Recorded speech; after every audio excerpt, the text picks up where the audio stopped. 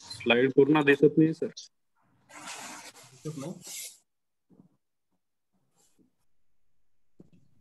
फुल screen करा ते, म्हणजे अख्खा दिसेल. फुल स्क्रीन कुठे?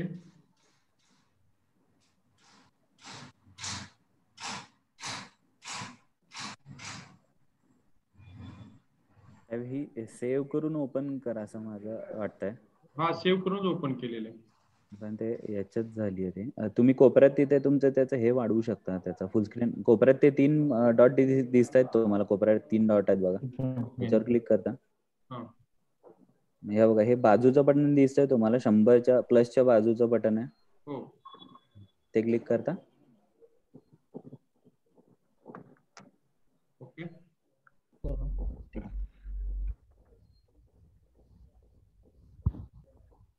चालू. ओके, येस, हो. ओके, जोगदंड सर चालू करा. ओके. मी डॉक्टर सुनील जोगदंड, विभागीय विस्तार केंद्र पुणे तर्फे सर्व शेतकरी बंधू तसेच शास्त्रज्ञ आणि कृषी विभागाचे अधिकारी यांचे स्वागत करतो. आजचा आपला विषय आहे हरभरा लागवडीचे सुधारित तंत्रज्ञान. यासाठी आपल्याला मार्गदर्शक म्हणून डॉक्टर नंदकुमार कुटे सर लाभलेले आहेत. तर नंदकुमार कुटे सरांविषयी थोडक्यात सांगायचं तर, सरांनी आपल्या करिअरची सुरुवात ही महात्मा फुले कृषी विद्यापीठात कडधान्य सुधार प्रकल्पामध्ये कनिष्ठ संशोधन सहाय्यक या पदापासून केलेली आहे. आतापर्यंत सरांनी साधारणतः 15 वाण विकसित केलेले आहेत विविध कडधान्यामध्ये. त्यामध्ये सर्वात महत्वाचं म्हणजे फुले विक्रम नावाची जी हरभऱ्याची जात आहे, तर ही हरभऱ्याची जात जी आपल्याला मेकॅनिकली हार्वेस्ट करता येते. तर ह्या हरभऱ्याच्या जातीचे सर प्रमुख शास्त्रज्ञ आहेत आणि यांच्या मार्गदर्शनाखाली दिग्विजय आणि फुले कार्तिकी नावाची जी याची व्हरायटी आहे, तर त्या डेव्हलप केलेल्या आहेत. सरांनी आतापर्यंत 15 MSc विद्यार्थ्यांना मार्गदर्शन केलेलं आहे. तसेच 5 आचार्य पदवीच्या विद्यार्थ्यांना देखील सरांनी आतापर्यंत मार्गदर्शन केलं आहे. सरांची एकूण कारकीर्द पाहता आपल्या लक्षात येईल की कनिष्ठ संशोधन सहाय्यक या पदावर जॉईन होऊन आज सर त्या कडधान्य सुधार प्रकल्पाचे प्रमुख आहेत. म्हणजे यातून आपल्या 25 वर्षाच्या प्रदीर्घ कालावधीमध्ये सरांनी जे अनमोल योगदान दिलेलं आहे कडधान्य सुधार प्रकल्पाला, तसेच शेतकऱ्यांचा विचार करून आज आपण पाहतो की दिवसेंदिवस शेतमजुरांचा पुरवठा कमी झालेला आहे. तर या सर्व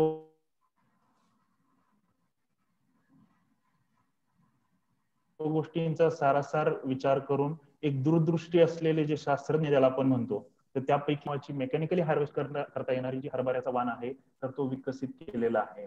तर मी फार वेळ न घेता कुटे सरांना विनंती करतो की सरांनी आपलं मार्गदर्शन सुरू करावं. कुटे सर प्लीज. जोगदंड साहेब, स्लाइड स्क्रीन शेअर करा.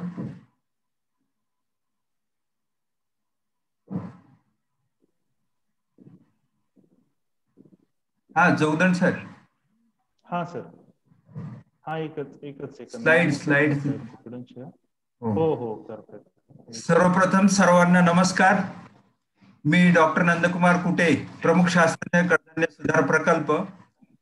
आज विभागीय विस्तार केंद्र कृषी महाविद्यालय पुणे, महात्मा फुले कृषी विद्यापीठ राहुरी व कृषी विभाग महाराष्ट्र शासन यांच्या संयुक्त विद्यमाने आयोजित करण्यात आलेल्या शेतकरी शास्त्रज्ञ संवाद 15वाचे प्रवर्तक आदरणीय या विद्यापीठाचे कुलगुरू डॉक्टर KP विश्वनाथ सर, तसेच या कार्यक्रमाचे मार्गदर्शक आदरणीय डॉक्टर शरदराव गडाख सर, संशोधन संचालक तथा संचालक विस्तार शिक्षण महात्मा फुले कृषी विद्यापीठ राहुरी, ज्यांच्या सहकार्याने हा कार्यक्रम आज घडत आहे असे श्री ज्ञानेश्वर बोटे, जिल्हा अधीक्षक कृषी अधिकारी पुणे व पुणे कृषी महाविद्यालयाचे प्राचार्य डॉक्टर सुनील माशाळकर, ज्यांच्या प्रयत्नातून हा कार्यक्रम आयोजित केला आहे असे doctor Somnath Mane, doctor Sunil Jogdand, doctor Sunil Karande व ज्यांच्यासाठी हा कार्यक्रम आयोजित केला ते सर्व उपस्थित मान्यवर शेतकरी बंधूंनो, आज या निमित्ताने मला आयोजकांनी हरभरा लागवड तंत्रज्ञान या विषयावर बोलण्याची संधी दिली त्याबद्दल मी सर्वप्रथम आयोजकांचे आभार मानतो व आमचे सहकारी जे काही डॉक्टर राजपूत जॉईन झाले, डॉक्टर लटके आहेत, सर्व माझे मित्र यांचे सर्वांचे मी आभार मानतो आणि मी आज आपल्याला हरभरा लागवडीचे सुधारित तंत्रज्ञान या विषयावर मार्गदर्शन करतो. नेक्स्ट, हरभरा हे कडधान्य वर्गीय असल्या कारणाने या पिकाचे फार महत्व आहे. त्यात म्हणजे हे डाळवर्गीय पीक असल्यामुळे या पिकांच्या मुळावरील ग्रंथीतील रायझोबियम जीवाणूमार्फत हवेतील नत्र शोषून त्याचे मुळावरील ग्रंथीमध्ये स्थिरीकरण केले जाते. त्यामुळे इतर पिकाकरता हरभरा हे पीक बेवड आहे. म्हणजेच हरभरा पीक आपण जर घेतले तर साधारण वाणानुसार 60 ते 150 किलो प्रति हेक्टरी नत्र हा जमिनीत साठवून पिकाची गरज भागवली जाते. पण पुढील पिकासाठी सुद्धा नत्र ह्या उपलब्ध केला जातो आणि हा हवेतील नत्र स्थिर करत असल्या कारणाने जमिनीचा पोट टिकून राहतो. यालाच आपण जमिनीची सुपीकता वाढते असं सांगतो. आणि सर्वात स्वस्तात प्रथिनांचा जो आपल्याला पुरवठा केला जातो हे कडधान्यामार्फतच केला जातो. शाकाहारी वर्गासाठी हा फार स्वस्तात प्रथिनांचा पुरवठा करणारे हे कडधान्य वर्गीय पीक आहेत. तसेच या पिकामध्ये खनिजे, जीवनसत्वे सुद्धा पुरेशा प्रमाणात असल्याने समतोल आणि पौष्टिक आहारात म्हणून सुद्धा याचा उपयोग केला जातो. आणि पशुखाद्यामध्ये सुद्धा आपण हे पीक काढल्यानंतर जो भुसा राहतो याचा पशुखाद्यामध्ये सुद्धा समावेश केला जातो. तसेच हे हरभरा पीक हे कडधान्य वर्गीय असल्या कारणे ह्याला आंतरपीक आणि फेरपालटी क्रॉप रोटेशन साठी फार उत्कृष्ट असे आहे. Next,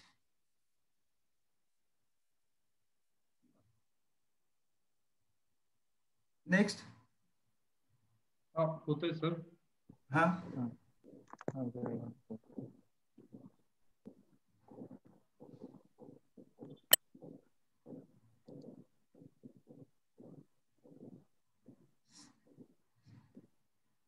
slides. हा, तर हरभऱ्याच्या बाबतीत बोललं झालं तर महाराष्ट्र राज्य हे आता दुसऱ्या क्रमांकाचे राज्य आहे. देशाचा जर विचार केला तर मध्य प्रदेश 1 नंबर हरभऱ्याच्या बाबतीत आहे. उत्पादन असेल, क्षेत्र असेल तर आपण साधारण महाराष्ट्राचा विचार केला तर 80-81 साली फक्त 4 लाख हेक्टर क्षेत्र होते. उत्पादन आपल्याला 1 लाख टन मिळत होते. उत्पादकता फक्त राज्याची 335 किलो होती. पण आपण 19-20 चा विचार केला तर ह्या राज्याची क्षेत्र साधारण 23 लाख हेक्टर झालेले आहे. उत्पादन सुद्धा आपले 26 लाख टन एवढे मिळाले आणि उत्पादकता आपली साधारण 1137 किलो प्रति हेक्टरी एवढे उत्पादकता झालेली. म्हणजे आपल्या राज्यात हरभऱ्याखाली नक्कीच क्रांती झाली अशी मी सांगू इच्छितो. आणि याचं सर्व श्रेय हे आपले आदरणीय आमचे गुरुवर्य डॉक्टर राजाराम देशमुख साहेब यांनी जी काय कडधान्याची सुरुवात केली होती आणि त्यांच्या अथक प्रयत्नातून जे काय आपण नवीन वाण आतापर्यंत आपण महात्मा फुले कृषी विद्यापीठाने 13 असे चांगले वाण शेतकऱ्यांसाठी प्रसारित केले आहे. जरी तुम्ही म्यूट केला का नाही, इथं कसं दिसलं आपल्याला याने बी म्यूट केले, त्यांना दाखवणार. हे स्लाइड कंप्लीट दिसत नाही. एक सेकंड. तर निश्चितच हे शेतकऱ्यांना सुद्धा फार आता दिसतात व्यवस्थित. शेतकऱ्यांच्या पसंतीत सुद्धा फार उतरलेले आहेत. आता 19-20 चा विचार केला तर 23.2 लाख हेक्टर क्षेत्र हे महाराष्ट्रामध्ये आहे आणि उत्पादन आपल्याला 26 लाख टन एवढे मिळालेलं आहे आणि उत्पादकता 1120 किलो प्रति हेक्टर. तर हे जर आपण बदल पाहिला तर 80-81 साली 4.2 21 वर उत्पादन क्षेत्रात वाढ झाली, म्हणजे 5.66 पट एवढी वाढ क्षेत्रामध्ये झालेली. उत्पन्नाच्या बाबतीत सुद्धा आपण 1.37 वरून 25.97 वर म्हणजे 18.96 पट वाढ झाली आणि उत्पन्न आपलं प्रति हेक्टरी हे 335 किलो होतं ते 1118 पर्यंत पोहोचलो, म्हणजे 3.34 पट एवढी वाढ झालेली आहे. आणि ही खरंच भूषणाव अशी बाब आहे. आणि आपलं महाराष्ट्र राज्य तर कडधान्याच्या बाबतीत स्वयंपूर्ण झाले आहे, पण देश सुद्धा कडधान्याच्या बाबतीत स्वयंपूर्ण होण्यात निश्चित आपल्या राज्याचा फार मोठा असा वाटा आहे. नेक्स्ट, आता जर आपल्याला जर प्रति व्यक्ती कडधान्याची जर आपल्याला आहारात दररोज साधारण ICMR म्हणजे भारतीय आयुर्विज्ञान केंद्र यांच्या मार्फत जे काय आपल्याला सांगितलेले प्रति माणसी 80 ग्रॅम प्रति आपल्या आहारात प्रतिदिन कडधान्याचा समावेश केला पाहिजे. पण 1951 साली फक्त आपल्याला 60.7 प्रति व्यक्ती प्रतिदिन एवढा आपल्याला कडधान्य उपलब्ध होते आणि आज जर विचार केला तर 52.9 म्हणजे आपल्याला जी काही 80 ग्रॅमची प्रतिदिन प्रतिमानशी आवश्यकता आहे ती अजून आपण पुरवू शकलो नाही. यासाठीच आपल्याला कडधान्याचे उत्पादन वाढवणे फार गरजेचे आहे. नेक्स्ट. आणि हा विचार केला आपण देशाची कडधान्याची भविष्यातील गरज तर 2020 साली आपल्याला देशासाठी 259 लाख टन एवढे कडधान्याची गरज आपल्याला अपेक्षित आहे आणि यावर्षी आपल्याकडे 2020 मध्ये 232 लाख टन एवढे उत्पादन झालेले म्हणजे अद्याप सुद्धा आपण कडधान्याच्या बाबतीत स्वयंपूर्ण झालेले नाही. आणि 2030 चा विचार केला तर 325 पाहिजे आणि 2050 चा विचार केला तर 390 लाख टन एवढे आपल्याला कडधान्याचे उत्पादन अपेक्षित आहे. त्यासाठी आपल्याला हे कडधान्याचे उत्पादन म्हणजे सर्व पिकांचे उत्पादन वाढवणे गरजेचे आहे. त्यासाठी हरभरा पीक उत्पादन वाढीचे मी काही ठळक मुद्दे सांगणार आहे. त्यात योग्य जमिनीची निवड आणि पूर्व मशागत, अधिक उत्पादन देणारे आणि रोग प्रतिकारक सुधारित वाणांची निर्मिती, वेळेवर पेरणी आणि बियाण्याचे योग्य प्रमाण, बीज प्रक्रिया आणि जीवाणू संवर्धनाचा वापर, खतांचा संतुलित वापर, तण नियंत्रण, पाण्याचे योग्य नियोजन आणि रोग आणि किडींपासून पिकांचे संरक्षण ह्या 8 बाबींचं जर आपण निश्चित चांगल्या पद्धतीने विद्यापीठाने जे काही शिफारसी केली यांचा जर तंतोतंत अवलंब केला तर निश्चित आपल्या हरभऱ्याचे उत्पादन वाढेल यात कुठलीही शंका नाही. सर्वप्रथम म्हणजे पूर्व मशागत. आपण खरीप हंगामात राज्यामध्ये 2च पिकं फार महत्वाची आहेत, एक तर सोयाबीन आणि कापूस. सोयाबीन खाली साधारण 40 लाख हेक्टर क्षेत्र आहे आणि सोयाबीन काढल्यानंतर आपण प्रामुख्याने हरभरा हे पीक घेतो. त्यामुळे आपण हरभरा पिकाच्या हे मुळे खोल जात असल्या कारणाने जमिनी भुसभुशीत असणे आवश्यक आहे आणि खरीप पीक निघाल्याबरोबर आपण जमिनीची खोल नांगरट करावी आणि त्यानंतर कुळवाच्या 2 पाळ्या द्याव्यात. कुळवाच्या पाळ्या दिल्यानंतर काडी कचरा स्वच्छ वेचून जमीन स्वच्छ करावी आणि सप्टेंबर महिन्याच्या अखेरीस पेरणीसाठी शेत तयार ठेवावे. नेक्स्ट.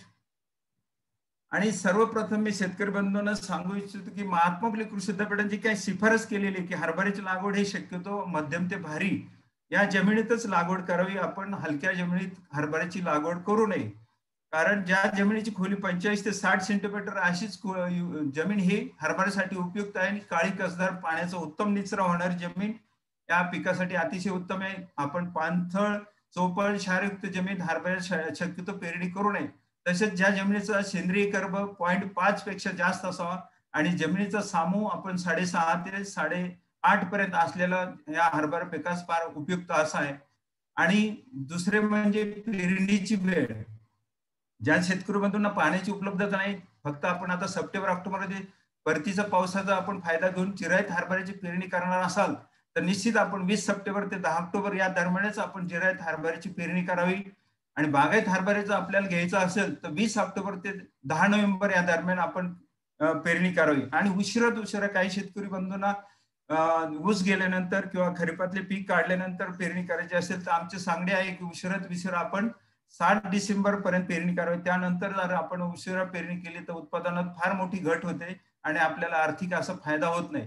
आणि आता सर्वात प्रथम महत्वाचे म्हणजे बीज प्रक्रिया करणे फार गरजेचे आहे. शेतकरी बंधूंना माझे सांगणे आहे की आपण जर सोयाबीन नंतर हरभरा घेत असेल तर आपल्याला बीज प्रकार करणे फार अत्यंत गरजेचे आहे. कारण जे काही भविष्यात येणारे मानकूज, मूळकूज, ज्यालाच आम्ही कॉलर रॉट किंवा ड्राय रूट रॉट असे रोग म्हणतो, हे भविष्यात आल्यावर आपल्याला कंट्रोल करणे किंवा त्यांचे नियंत्रण करणे फार अवघड जाते. त्यासाठी आपण पेरणीपूर्वी प्रति किलो बियाणास 5 ग्रॅम ट्रायकोडर्मा पावडर किंवा 2 ग्रॅम थायरम अधिक 2 ग्रॅम कार्बेंडेजिम यांची प्रति किलो बियाण्यास बीज प्रक्रिया करावी.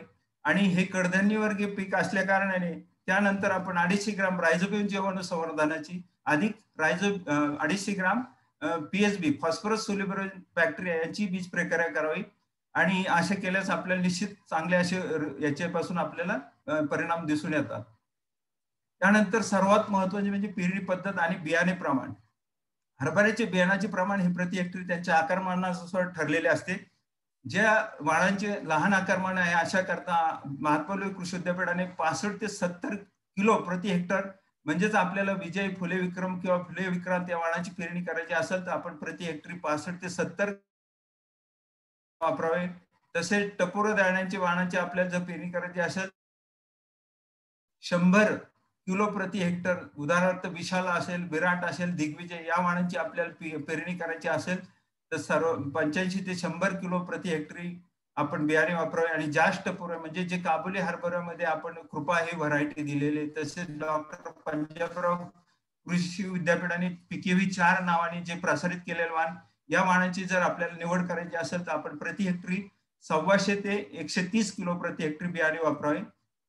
आणि आपण जर टोकन पद्धतीने लागवड करायची असेल तर साधारण आम्ही एकरी 30 किलो सांगतो पेरणी करता, तर आपल्याला टोकन पद्धतीने फक्त 15 किलो बियाणे टोकन पद्धतीने पुरेसे आहे. आणि आपण टोकन पद्धतीने जर हरभरा केला सरीवरंबा पद्धतीने तर अतिशय आपल्याला चांगले असे रिझल्ट मिळतात. यासाठी आपण मध्यम जमिनी आपल्याकडे असेल तर आपण 2.5 फुटाची सरी पाडून वरंब्याच्या दोन्ही बाजूस 10 सेंटीमीटर हरभरा बियाणे टोकन करावे. आणि आपली जर जमीन भारी असेल तर अशा जमिनीत 3 फुटी सरी पाडून सरीच्या दोन्ही बाजूस 10 सेंटीमीटर अंतरावर बियाणे टोकन करावे. म्हणजेच आपण 45 सेंटीमीटर याची लागवड करू म्हणजे 1.5 फुटावर लागवड करू शकतो. तर अशा पद्धतीने निश्चित आपण जर लागवड केली तर आपल्याला चांगले उत्पादन मिळते. नेक्स्ट, हे आपण सरीवरंबावर हरभरा लागवड केलेले फोटो पाहतात अशा पद्धतीने. आणि ह्याचा फायदा काय होतो, जर पाऊस जास्त झाला ऑक्टोबर नंतर अवकाळी पाऊस, त्या सरी वाटे जास्त झालेल्या पावसाचे पाणी ड्रेन होते किंवा निघून जाते. त्यासाठी आपण सरीवरंबा पद्धतीत सुद्धा लागवड कर. मी आताच आपल्याला पेरणीच्या अंतर बियाण्याचे प्रमाण सांगितले. पेरणीच्या अंतर बाबतीत जिरायतामध्ये किंवा देशी वाणासाठी आपण 30/10 2 ओळीतले अंतर 30 सेंटीमीटर आणि 2 रोपातले अंतर हे 10 सेंटीमीटर राहील असे पाहावे. आणि जर आपली जमीन भारी असेल तर आपण साधारण 45/10 सेंटीमीटर लागवड करू शकता. म्हणजे 2 ओळीतले अंतर हे 1.5 फूट राहील आणि 2 रोपातले अंतर हे 10 सेंटीमीटर राहील.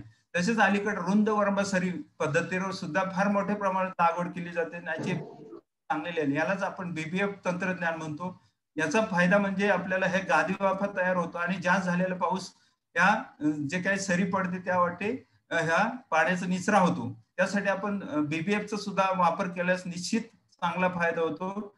आणि अलीकडेच आम्ही 2016 मध्ये काढणी म्हणजे यांत्रिक पद्धतीने काढण्यासाठी जो फुले विक्रम वाणाची आम्ही शेतकऱ्यांसाठी प्रसारित केला, तो सुद्धा आपण या पद्धतीने BBF वर किंवा आपण सरी पद्धतीने लागवड करू शकता. नेक्स्ट, तर जे काही महात्मा फुले कृषी विद्यापीठाने वाण विकसित केले त्यात हरभरामध्ये आम्ही विजय हा 1993 साली वाण प्रसारित केलेला. हा वाण 5 राज्यासाठी प्रसारित केला होता आणि ह्या वाणाची फार अजूनही शेतकऱ्यांना मराठवाडा विदर्भात फार मोठ्या प्रमाणात घेतले जाते. हा वाण सर्वात म्हणजे हा पाण्याचा ताण सहन करतो. ज्या शेतकरी बंधूंना जिरायत्यामध्ये घ्यायचा असेल तर अशा शेतकऱ्यांना माझे सांगणे आहे की आपण विजयची किंवा आता फुले विक्रम हा वाण सुद्धा आपण नवीन प्रसारित केला. या वाणाची निवड करावी. या वाणापासून आपल्याला जिरायत्यामध्ये सरासरी 14 ते 15 क्विंटल, बागायत्यामध्ये 35 ते 40 क्विंटल एवढे म्हणजे 40 क्विंटल पर्यंत आपल्याला उत्पादन मिळालेले आहे. आणि उशिरात उशिरा म्हणजे 7 डिसेंबर पर्यंत आपण लागवड केली तर निश्चित 16 ते 18 सरासरी आपल्याला असे उत्पादन मिळते. आणि हा वाण पसरट आहे. या वाणाची वैशिष्ट्य म्हणजे हा पसरतो, म्हणजे यातून जमिनीद्वारे जे काही बाष्पीभवन होते ते फार कमी होते. म्हणून या आपल्या वाणापासून अधिक उत्पादन मिळते. फक्त या वाणाचे दाणे हे बारीक असले कारण आम्ही 1995 साली विशाल हा वाण विकसित केला. हा वाण सुद्धा याचा 110 ते 115 दिवसात तयार होतो. आणि ह्याचे सर्वात वैशिष्ट्य म्हणजे आकर्षक पिवळे टपोरे दाणे आहेत. आणि हा वाण जिरायतात 14 ते 15 क्विंटल आणि बागायतामध्ये 30 ते 35. आणि शेतकरी बंधूंना या वाणापासून साधारण 100 ते 150 प्रति क्विंटल बाजारभाव चांगला मिळतो. त्यामुळे शेतकरी बंधूंना अजूनही सांगणे आहे की आपण विशाल या वाणाची सुद्धा चांगल्या पद्धतीने निवड करू शकतो. नेक्स्ट, त्यानंतर आपण दिग्विजय हा वाण 2006 मध्ये प्रसारित केलेला आहे.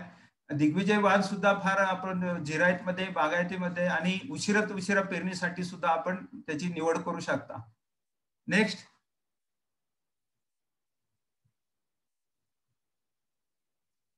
दिग्विजय हा आता हा 2016 मध्ये आपण फुले विक्रम हा वाण प्रसारित केला.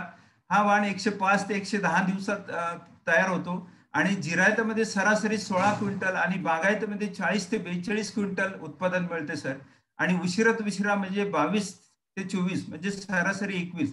म्हणजे बागायती आपण जे 20 ऑक्टोबर ते 10 नोव्हेंबर जे शिफारस केली पेरणीची आणि उशिरा आपण 7 डिसेंबर ह्यात फार आपल्याला उत्पन्नात घट आढळून येत नाही. म्हणून आपण बागायतीमध्ये, जिरायतीमध्ये आणि उशिरा पेरणीसाठी सुद्धा या वाणाची लागवड करू शकता. या वाणाची वैशिष्ट्य म्हणजे सर, हा वाण 2 फूट वाढतो आणि या वाणाला जमिनीपासून 1 फुटाच्या वरती घाटी लागतात आणि पीक पक्व झाले तरी या वाणाची लॉजिक किंवा लोळत नाही. म्हणून हा वाण यांत्रिक पद्धतीने काढण्यासाठी फार उपयुक्त आहे आणि महाराष्ट्र राज्याकरता महात्मा फुले कृषी विद्यापीठाने प्रथम हा वाण प्रसारित केलेला आहे आणि देशामध्ये आतापर्यंत 5च वाण विकसित झालेले आहेत यांत्रिक पद्धतीने काढण्यासाठी.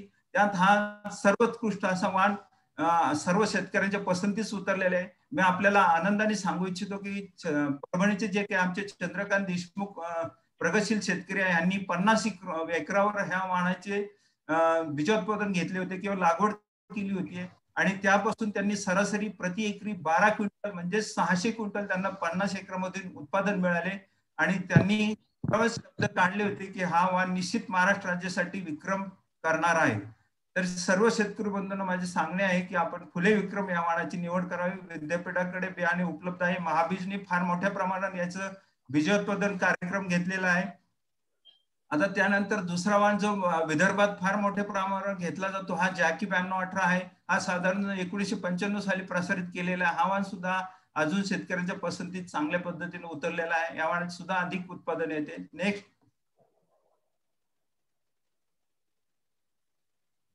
त्यानंतर काबुलीमध्ये पिकिवी काबुली 2 आहे. नेक्स्ट, पिकिवी 4 आहे. तसेच आम्ही महात्मा फुले कृषी विद्यापीठाने विकसित केलेला कृपा आहे. BDNG 797 हा मराठवाडा कृषी विद्यापीठाने विकसित केलेला. जे शेतकरी बंधूंना आपल्याला काबुली हरभऱ्याची वाण घ्यायची असेल तर त्यांनी कृपा किंवा पिकिवी 4, पिकिवी 2.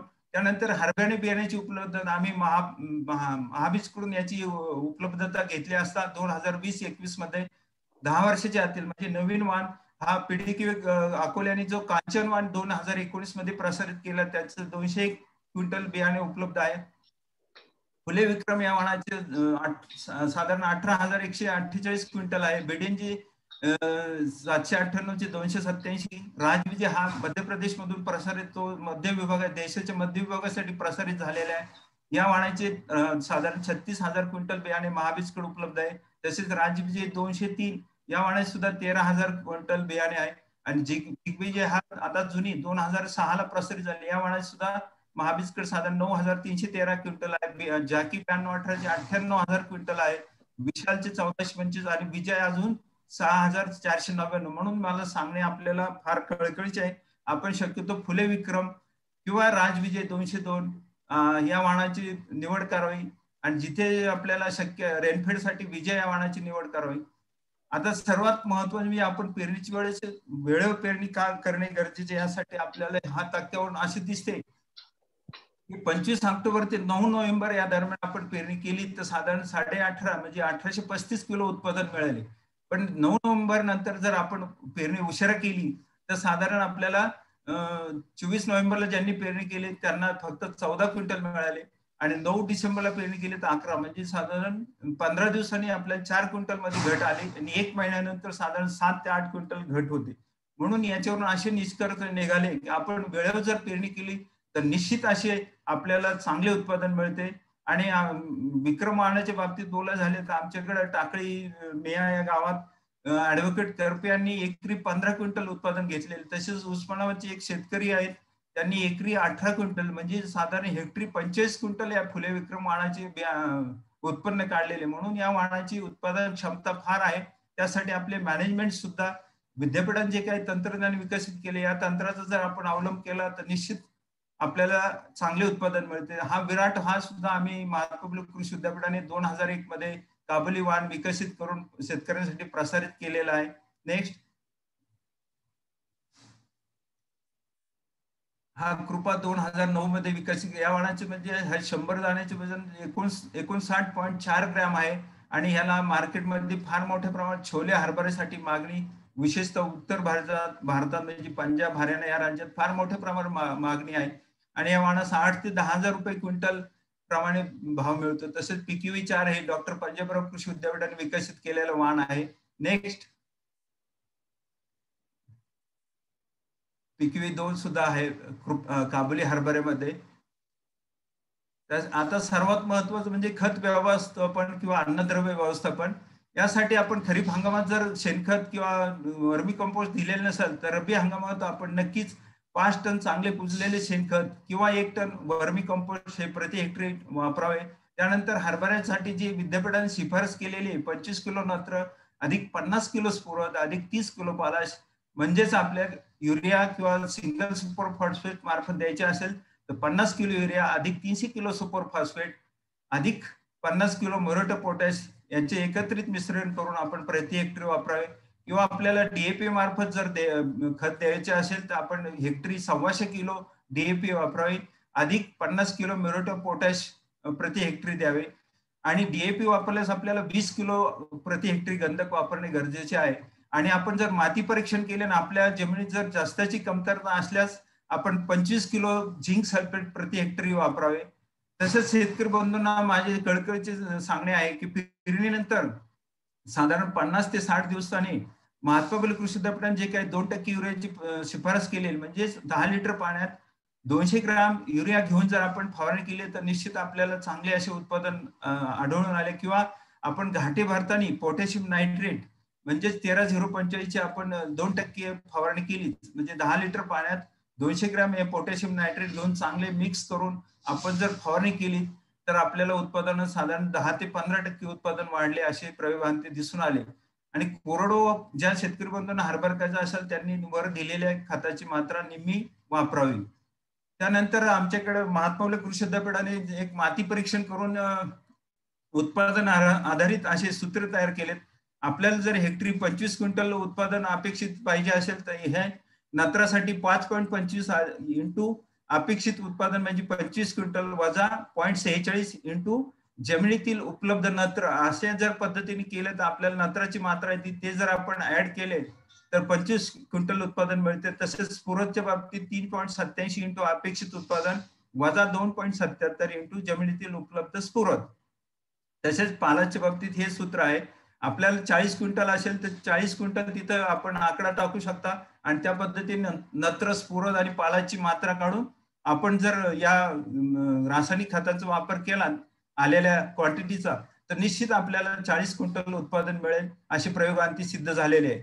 नेक्स्ट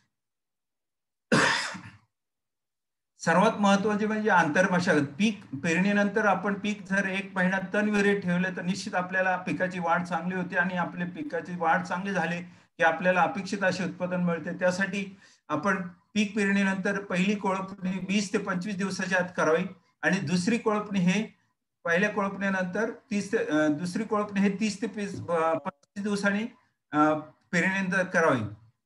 आणि गरज भासल्यास जर आपल्याला तण काढण्यासाठी गरज असेल तर खुरपणी करावी. काही ठिकाणी आता मजुरांची कमतरता आढळते.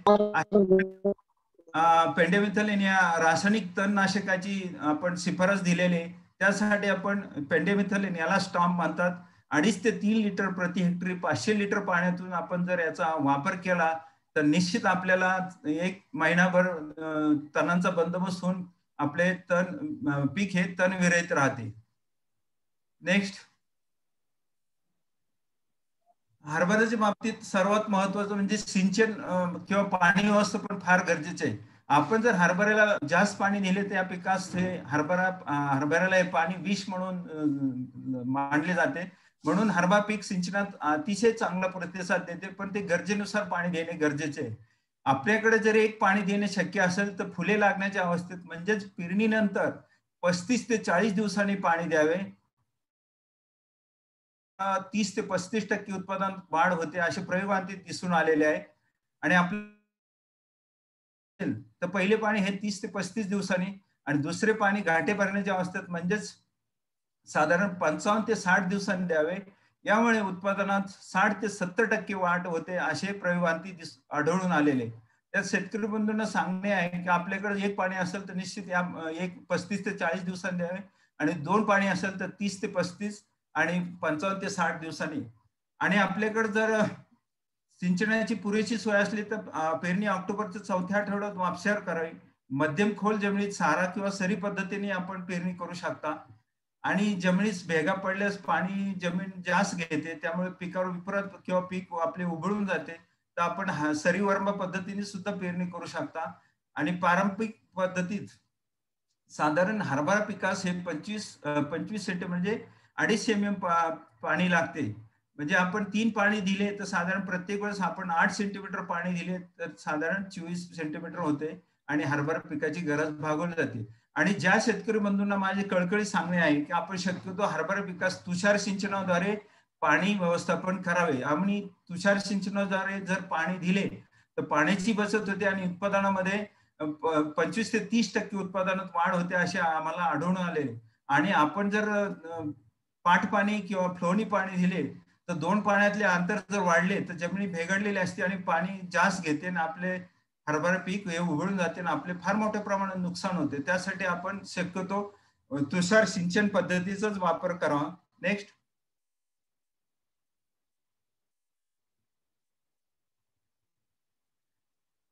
आताच मी सांगितल्याप्रमाणे हरभरा पिकास तुषार सिंचन अधिक मानवते, त्यामुळे पाण्याची बचत होते आणि उत्पन्नात वाढ होते.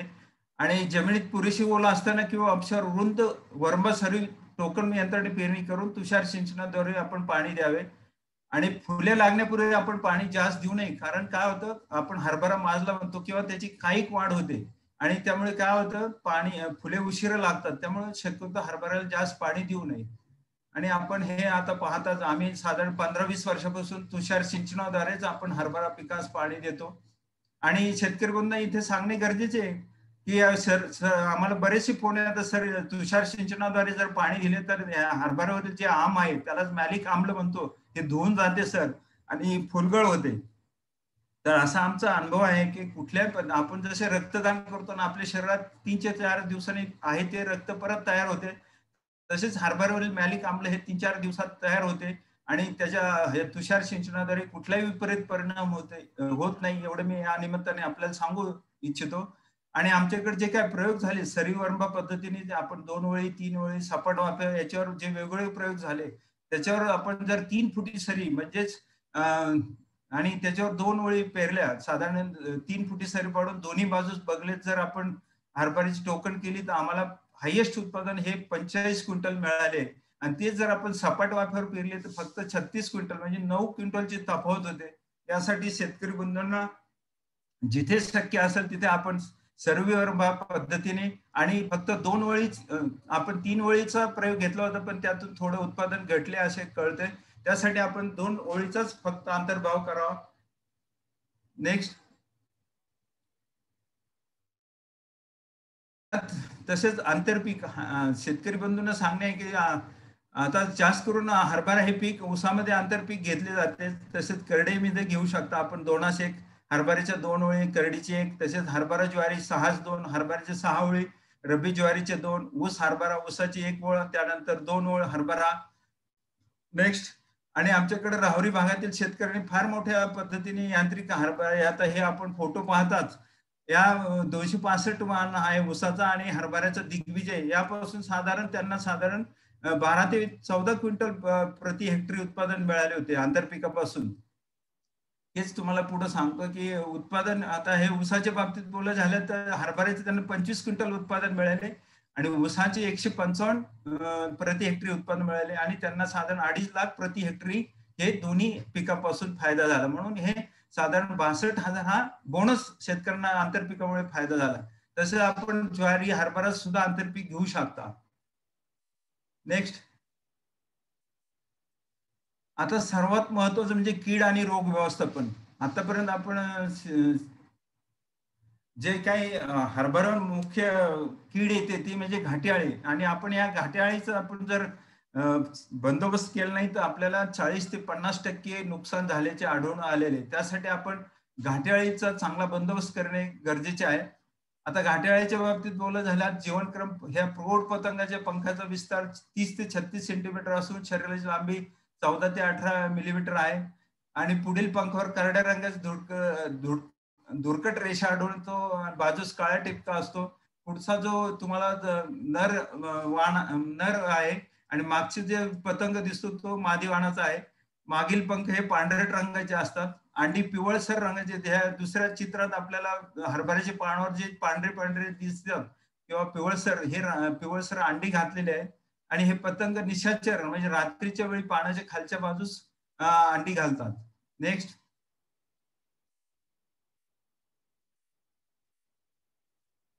आणि हे आपल्याला आपण जर चांगल्या पद्धतीने नियोजन नाही केलं तर असे आपल्याला हरभऱ्यावर छिद्र पडलेले आढळून येतात. यासाठी आपण हरभऱ्यातील सर्वात ही धोकादायक कीड आहे. लहान आळ्या हरभऱ्यावरील पाने खरडून ते खातात. मुळे पानावर पांढरे चट्टे पडतात आणि जास्त प्रादुर्भाव झाला तर संपूर्ण पानांची चाळण झालेली आपल्याला आढळून येते. आपण जर बारीक निरीक्षण केलं तर हरभऱ्याचे जे काय कोवळे कोंब असतात, सुरुवातीचे पाने जे असतात ते वरती पाने आपल्याला आढळून येत नाही टोकाकडचं. ते म्हणजे याच्यावरून आपल्याला निष्कर्ष होतो की हरभरा म्हणजे घाटे अळीचा आपल्या पिकावर प्रादुर्भाव झाला. आणि घाटे भरण्याच्या अवस्थेत ही आळे आपले अर्धे शरीर घाट्यामध्ये खुपसून आतील कोवळे दाणे खाते. नेक्स्ट. आणि ते पिकाच्या गरजेनुसार हे आळी खाद्याप्रमाणे कलर बदलते. आपल्याला फोटो आपण पाहत आहात. नेक्स्ट. यासाठी आपल्याला एकात्मिक कीड व्यवस्थापन करणे गरजेचे. यासाठी आपण बरोबर पिकांची फेरपालट करा. पेरणीपूर्वीची मशागत खोल तसेच दुबार उगवलेले वनस्पती दसकटे वेचून जाळून टाकावे. आपण वेळेवर पेरणी करा. जिरायतीमध्ये 20 सप्टेंबर ते 10 ऑक्टोबर, बागायतीमध्ये 20 ऑक्टोबर ते 10 नोव्हेंबर. तसेच विद्यापीठाने जे काही वाण प्रसारित केले या वाणांची आपण निवड करावी. बीज प्रक्रिया मी आता सांगितल्याप्रमाणे करणे गरजेचे आहे. त्यानंतर गहू, जवस, मोहरी, कोथिंबीर या पिकांची आंतरपीक म्हणून आपण जर पेरणी केली तर या किडीचा थोडा बंदोबस्त होतो. आणि सर्वात महत्वाचं म्हणजे कीड व्यवस्थापन करताना एकात्मिक आता ठिकाणी पक्षी बसून आळ्यांचे चांगले पद्धतीने नियंत्रण करतात. त्यासाठी आपण हेक्टरी पक्षी थांबे किंवा आम्ही पक्षी माचने म्हणतो हे आपण कर्ज आणि ह्याला फार खर्च येत नाही. ती आकाराचे आपण तुरकाट्या सुद्धा मार्फत असे पक्षी थांबे करू शकता. किंवा कामगंध सापळे लावावे प्रति हेक्टरी 10 ते 12. यासाठी कामगंध सापळे का लावायचे तर आपण सलग जर 2-3 दिवस याचा ऑब्झर्व केला ना, ह्या कामगंध सापळ्यामध्ये आपल्याला प्रति 8 ते 10 पतंग आढळून आले तर आपल्या हरभऱ्यावर फार मोठा प्रादुर्भाव घाटेअळी झाला असे आढळून येते. आणि आपल्याला रासायनिक कीटकनाशकाची फवारणी करणे गरजेचे आहे.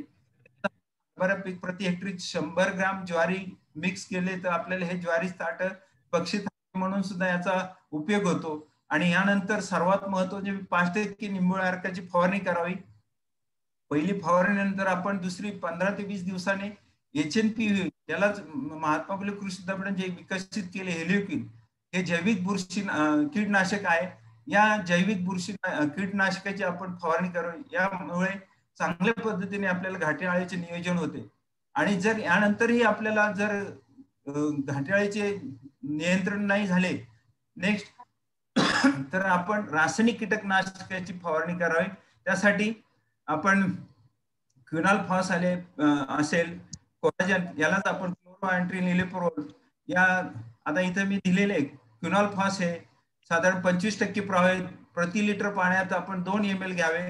नॉलोरोन 10% 1.25 मिली प्रति लिटर मध्ये घ्यावा. किंवा क्लोरोअँट्रिनिलिप्रोल याला कोराजन म्हणतो 18.5% 0.25 प्रति लिटर 10 लिटर मध्ये 25 ml घ्यावे.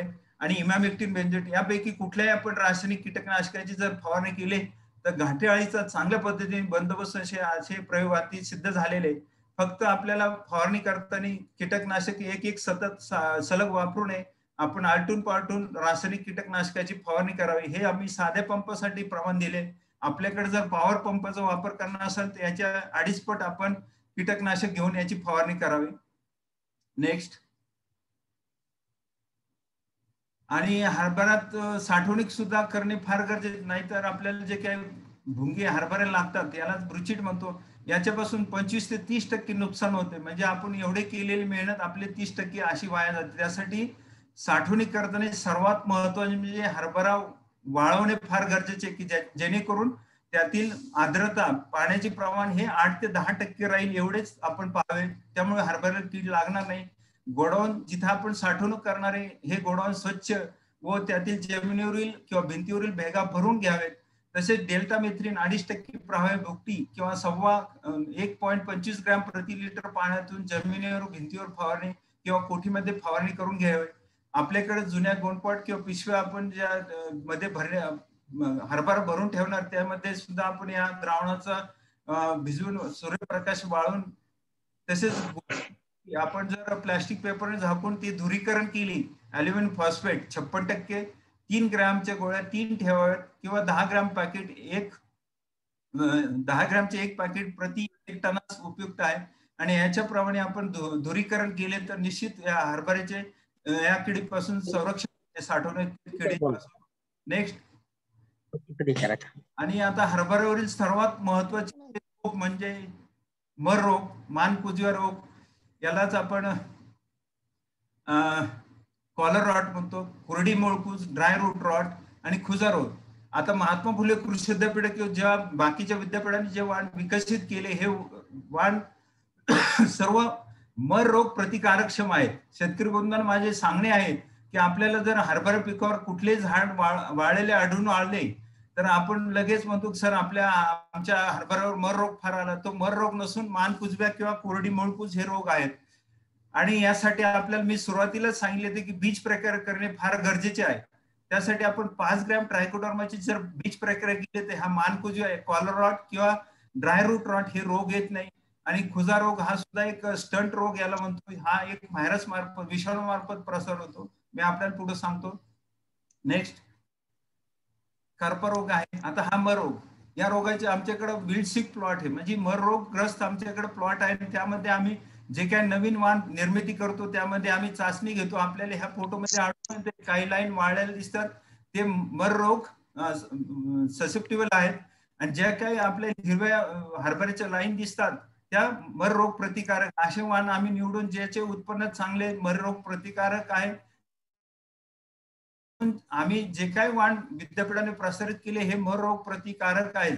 आणि शिवाय काही ठिकाणी आपल्याला जर गेलो तर कालांतराने ह्या व्हरायटी ससेप्टिबल होतात. त्यासाठी आपण रोग प्रतिकारक वाणांची निवड करावी. मर रोग झालेल्या शेतात 6 वर्षापर्यंत हरभऱ्याचे पीक घेऊ नये आणि बीज प्रक्रिया करणे फार गरजेचे. त्यासाठी 5 ते 6 ग्रॅम ट्रायकोडर्मा प्रति किलो बियाण्यास वापरावे.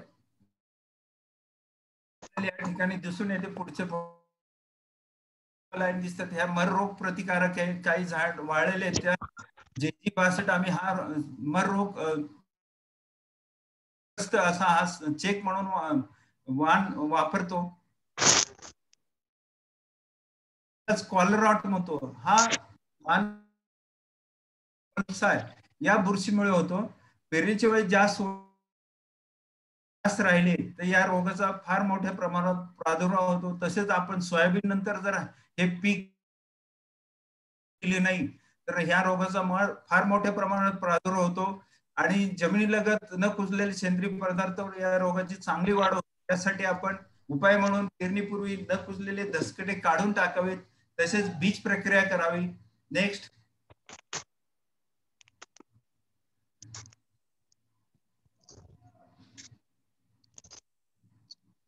आणि उपाय म्हणजे रोग प्रतिकारक क्षम वाणाची निवड करावी. नेक्स्ट आणि दुसरा म्हणजे ड्राय रूट रॉट खुजा रोग आहे. हा आपल्याला काही तांबूस रंगाचे झाडे आपल्याला हरभऱ्याच्या आपल्या पिकामध्ये आढळून येतात. हा खुजा रोग आहे. या पानाचा आकार बदलतो, झाडाचा रंग लालसर तपकिरी असं आपल्याला आढळून येतो. रंगाचा फैलाव या मावा किडीमुळे होतो. त्यासाठी आपण आंतरप्रवाही कीटकनाशकाची डायमोथेट 30% 500 मिली 5 लिटर पाण्यात जर घेऊन गेली तर या माव्याचा चांगला बंदोबस्त होऊन आपल्या खुजा रोगात सुद्धा प्रादुर्भाव कमी होतो. आणि करपा रोग हा नवीनच आपल्याला मागच्या वर्षी शेतकरी बंधूंना आपल्याला आढळून आले की पीक पक्व झाल्यानंतर या रोगाचा फार मोठ्या प्रमाणावर प्रादुर्भाव झाला. हा 2005 मध्ये महाराष्ट्रात आढळून आला होता आणि 2020 मागच्या वर्षी साधारण मार्च किंवा फेब्रुवारी मार्चच्या दरम्यान हा रोग आढळून आला. या कर्करोगाचं म्हणजे पानावर तसेच घाट्यावर गोलाकार तपकिरी रंगाचे लहान आकाराचे टिपके दिसून येतात. रोगाचा प्रादुर्भाव वाढल्यास पाणी गळतात व घाटे विरळ होतात. या रोगाच्या नियंत्रणासाठी डायथेनियम 45 आंतरप्रवाही कीटकनाशकाची 2.5 ग्रॅम प्रति लिटर पाण्यात फवारणी करावी म्हणजे कर्करोग सुद्धा चांगल्या पद्धतीने बंदोबस्त होतो. आणि आता आम्ही शेतकऱ्यांच्या शेतावर जे पथदर्शी आम्ही नवीन सुधारित वाणांचे जे प्रात्यक्षिक घेतो त्या प्रयोगावरती असे आढळून आले, आपण जर सुधारित वाणांची निवड केली तर आपल्या उत्पादनात 25% वाढ होते. आपण जर खतांची शिफारस केल्याप्रमाणे जर मात्रा दिली तर 18% उत्पादनात वाढ होते. चांगल्या पद्धतीने तण नियंत्रण केले तर आपल्या उत्पादनात 20% वाढ होते. कीड व्यवस्थापन जर केले तर 19.37 होते. पाणी व्यवस्थापन केले तर 22.78 आपली वाढ होते. आणि जीवाणू खताची बीज प्रक्रिया केली तर साधारण 11% उत्पादनात वाढ होते, असे आमच्या प्रयोगात दिसून आले. आणि शेतकरी बंधूंना सांगणे आहे की आपण वरील तंत्रज्ञानाचा जर वापर केला तर निश्चित आपल्याला हरभऱ्यापासून चांगले उत्पादन मिळेल, यात कुठलीही शंका नाही. धन्यवाद. आपल्या जर काही शंका, समाधान, प्रश्न असतील तर जरूर विचारा.